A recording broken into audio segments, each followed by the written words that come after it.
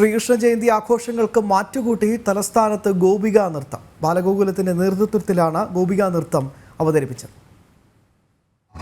ബാലദിനാഘോഷങ്ങളോടനുബന്ധിച്ച് ബാലഗോകുലം ഗോപികാ നൃത്തം അവതരിപ്പിച്ച് അനന്തപുരിയെ ഭക്തിലഹരിയിലാക്കി. ഉണ്ണിക്കണ്ണന്മാരും ഭഗിനി പ്രമുഖ് ജയശ്രീ ഗോപികൃഷ്ണൻ ഗോപികാ നൃത്തം ഉദ്ഘാടനം ചെയ്തു.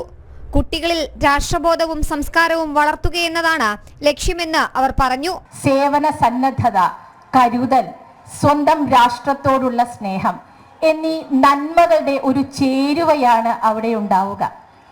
ആ നന്മയിലേക്ക് കുട്ടികളെ കൊണ്ടുവരിക എന്നതാണ് ബാലഗോകുലത്തിന്റെ ഉദ്ദേശം.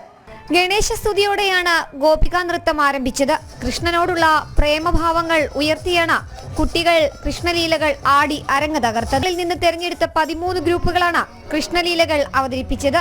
ജനം, തിരുവനന്തപുരം.